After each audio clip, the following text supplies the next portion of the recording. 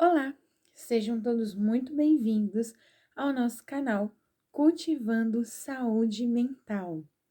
Para você que ainda não me conhece, o meu nome é Priscila, eu sou psicóloga clínica e também faço parte aqui da equipe do Cultivando Saúde Mental, esse canal que tem o intuito de ser uma ferramenta de autoconhecimento para você e também de esclarecimento sobre alguns assuntos relacionados à saúde emocional. Tudo isso para que você esteja aí cada vez mais capacitado a cuidar melhor das suas emoções e também das emoções de quem você ama. Então, fica ligadinho aqui no canal e não perde nada do que a gente posta, que são sempre conteúdos de qualidade e de grande relevância para esse assunto. Então, eu convido você que não é inscrito ainda a se inscrever, a ativar as notificações, porque assim toda vez que sair um vídeo novo, você vai ficar sabendo. E para isso, já fique sabendo que todo domingo às 18 horas tem vídeo novo, aliás, aqui no canal para vocês, certo? Dito isto, eu gostaria de iniciar aqui, o nosso assunto de hoje. É um assunto que para algumas pessoas às vezes acha um pouco pesado, algumas pessoas preferem não falar sobre isso, algumas pessoas tendem aí a se sentir um pouco constrangidas ao ouvir, sobre este assunto, porém é um assunto que ele precisa ser falado, que é a exploração e o abuso sexual de crianças e adolescentes, que ainda continua acontecendo neste tempo atual, neste século atual. Inclusive, aí com a pandemia, com o isolamento, com a reclusão social, isso também tem aumentado, esse número ele tem sido elevado. E essa agressão sexual, essa exploração sexual, ela também é uma violência doméstica. Então, a gente precisa falar sobre esse assunto para modo de esclarecer a todos nós, quebrar este silêncio, para que a sociedade esteja cada vez mais consciente do perigo que as nossas crianças e os nossos adolescentes correm aí referente às pessoas que, infelizmente, fazem a exploração e também o abuso sexual dos nossos pequenos e dos nossos adolescentes. Para você que não sabe, nós estamos no mês de maio, que é o mês laranja. Aliás, é o mês laranja, o de maio, né? Que nós estamos em maio, a gente tá ligadinho nisso. Mas o mês de maio, ele é o mês laranja, que é conhecido aí como o combate, a conscientização do combate à exploração e ao abuso sexual de crianças e adolescentes. Qual é o intuito desse vídeo? Além de tornar a gente consciente desta realidade, além de tornar a gente abrir os nossos olhos sobre este assunto, também é nos ajudar a entender, esclarecer um pouco como a gente pode identificar quando uma pessoa está ali passando por alguma situação de abuso, né? Pode ser um abuso, uma violência física e o abuso sexual, que também é o abuso aqui que nós vamos falar, que estamos aqui dando essa introdução.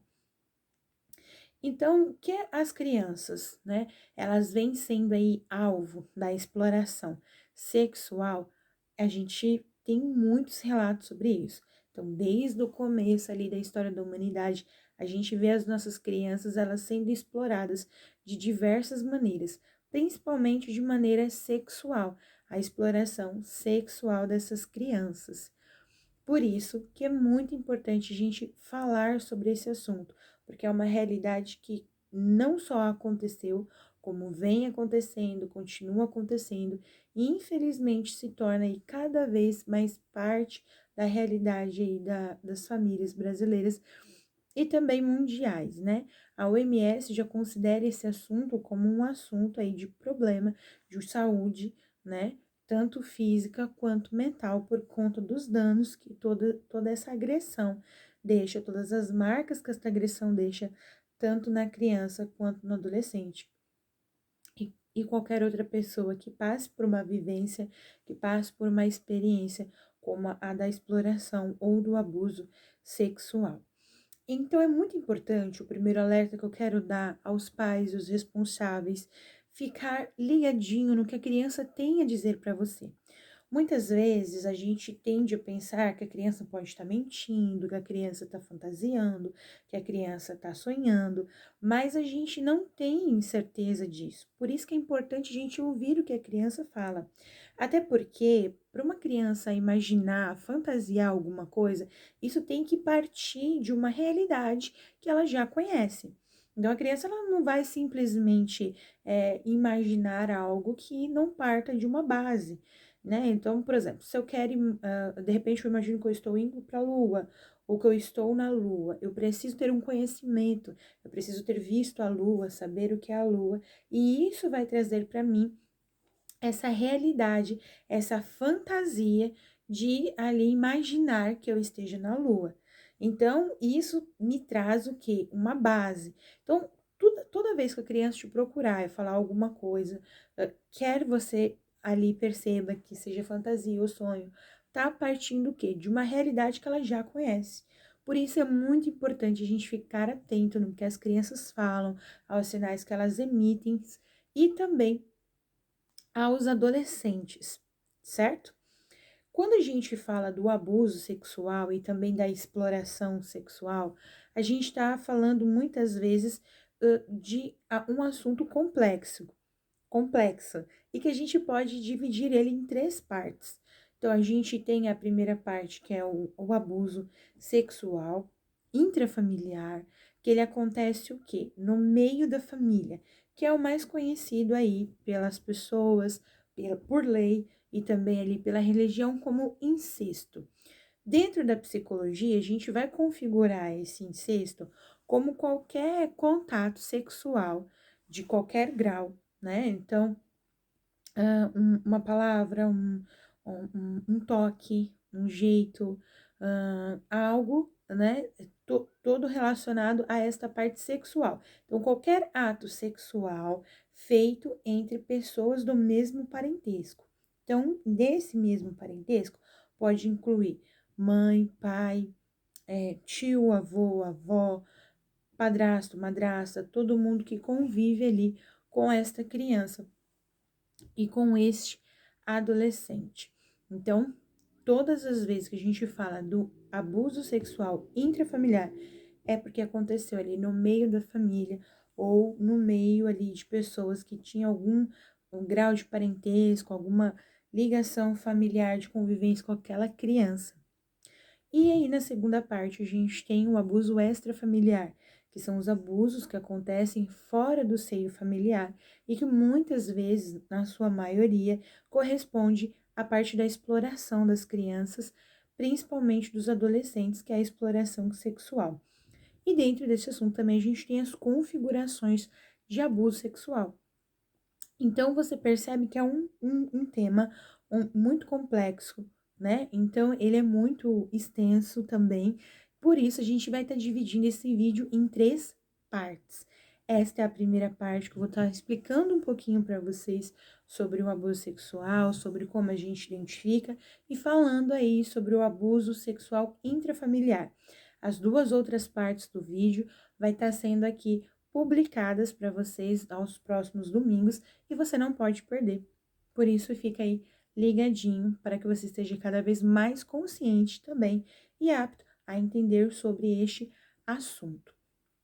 Então, dando aqui introdução sobre o abuso intrafamiliar, é todo o abuso que acontece dentro da família, né? Dentro ali do seio familiar, da convivência familiar da criança ou ali do adolescente. Como eu disse, por qualquer grau de parentesco. Muitas vezes a gente tende a configurar, né, que é pai, que é mãe, ou que foi o padrasto, ou que foi a madrasta, mas não. É todo ali parentesco, todo grau de parentesco, primeiro, segundo, terceiro grau, convive com a criança, é familiar, mora com a criança, então é dentro desse contexto.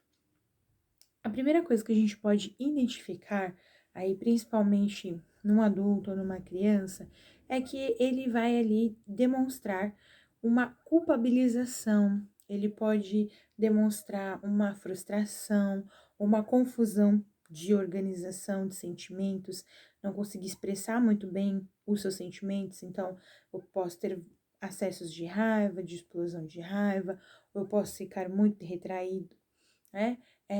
Uma ansiedade muito grande, né?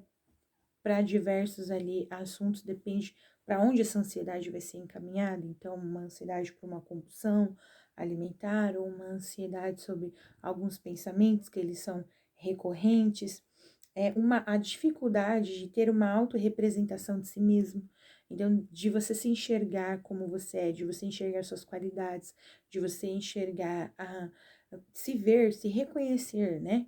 Como um ser, uma pessoa ali daquilo que eu gosto, daquilo que eu não gosto, uma inabilidade de lidar com as relações, né? Então, tudo que é relacionado a sentimentos, a pessoas, as emoções, ou pode configurar ali uma confusão muito grande, ou um retraimento, ou um excesso.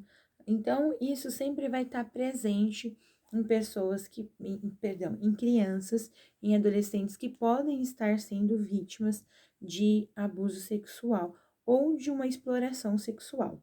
O que é muito importante a gente deixar claro aqui para vocês é que não existe, gente, um padrão específico, porque depende de como cada pessoa vai interagir com essa vivência que é dura, né, que é uma vivência triste. Então, como cada pessoa, como cada adolescente, como cada criança vai enfrentar isso. Então, nem sempre a criança ela vai ficar com medo, nem sempre a criança vai ser tímida, nem sempre a criança vai ser retraída. Às vezes pode ser uma criança que é hipersexualizada, é uma adolescente hipersensual. Então, isso pode pender tanto para um lado da balança quanto para outro. Então, ou esta criança e este adolescente, ele vai ficar hipersexualizado, muito sensual, né? Muito voltado para essa parte de sexo, muito voltado para a parte das relações sexuais, de um exibicionismo muito grande, ou pode pender para um lado de um retraimento, de um receio, de muito medo, de muita ansiedade. Vai depender ali de cada configuração, de como cada criança ou cada adolescente vai passar por essa vivência, que é uma vivência, como eu disse aqui, dolorosa. Quando a gente fala ali da idade da pré-infância, que é uma idade que pode ir dos 2 aos 6 anos de idade, é uma idade onde a criança ela tá o quê? Conhecendo o universo, ela tá conhecendo o mundo. Então, ela tá começando ali a contextualizar o ambiente, ela tá começando a interagir, né? Integrar em si mesmo, né? Aquilo que é bom, aquilo que é ruim, aquilo que ela gosta, aquilo que ela não gosta. Ela tá começando a entender a ordem de como funcionam as coisas. Quando um abuso ele é cometido nesse período de idade, é um período de idade que pode trazer algumas complicações nessa parte de interpretação da criança, de como ela vai perceber o mundo, de como ela vai receber isso, de como ela vai integrar aquela experiência do que é ser ela, né? Então, todo esse processo de identidade, de construção de identidade, ele começa a ficar comprometido quando o abuso ele é feito ali dentro deste período de idade. Quando o abuso ele é cometido numa idade escolar, que a gente pode colocar numa idade escolar, que seria a partir dos 8 anos de idade, até ali uns 12 anos de idade, mais ou menos, é uma idade onde o quê? A criança ela já está fazendo um julgamento. Ela consegue fazer alguns julgamentos daquilo que é certo, daquilo que é errado, mas nem por isso tudo isso já está inserido nela. Ela também está aí aprendendo sobre o que é certo, sobre o que é errado. Ela está inserindo contextos de autoridade, ela está inserindo o pai ou a mãe que protege. Então ela está aprendendo sobre isso. Quando esse mundo é ameaçado por um abuso, por uma violência, né? Isso também fica, essa interpretação, ela fica confusa para a criança e ela começa a se perder. Isso pode trazer uma dificuldade até de julgamento, tanto das pessoas, uma dificuldade de confiar nas pessoas, de estabelecer relações, quanto dela própria, dela conseguir fazer um julgamento daquilo que é bom, daquilo que é ruim para ela, ou de como ela vai ali julgar as pessoas, da autorrepresentação dela. Então, vai interferir nesta parte. Quando o abuso ele é cometido na idade da adolescência, é um pouco ainda mais complicado, né? Porque na idade da adolescência, ali o adolescente ele já tem toda a parte cognitiva integrada nele. Ele sabe aquilo que é bom, o que é ruim, quem deve proteger, quem não deve, e principalmente ele está numa idade de transição, aonde o corpo vai mudar, aonde as reações vão mudar, onde ele vai começar a interagir com o outro sexo, né, ou com o mesmo sexo. Ele está ali descobrindo a sua sexualidade. E quando essa descoberta, ela é brutalmente ali interrompida por uma violência, isso pode gerar no adolescente uma agressividade muito grande, ou com as pessoas, ou com ele próprio, dele se machucar, de se automutilar, de voltar-se para alguns vícios, como drogas, como álcool, na tentativa de fazer um escape, uma fuga daquela realidade, pode ficar hipermente retraído, né? Então, como eu disse para vocês, é claro que vai depender ali de como cada pessoa, cada criança, cada adolescente vai passar por essa vivência. Mas, mais ou menos, dentro dessas idades, alguns pontos que a gente pode reconhecer quando cada criança ou quando cada adolescente começa a demonstrar alguns pontos que a gente precisa prestar atenção. Crianças, adolescentes que você conhece, que estejam passando por qualquer forma de violência, ou você que está vendo esse vídeo, você também está passando por essa forma de violência, diz que 100 ou 180, busque ajuda. Isso só vai acabar quando você falar, quando você romper este silêncio. Eu sei que é difícil, eu sei que o medo é grande, mas isso precisa terminar. E só termina quando a gente pede ajuda, certo? Se você quiser deixar uma mensagem no particular ou no e-mail aqui nos contatos pra gente, deixe que a gente entre em contato com você também. Mas busquem ajuda. E se você desconfia que alguma criança, algum adolescente pode estar passando por isso, busque ajuda também para este adolescente e para esta criança, certo?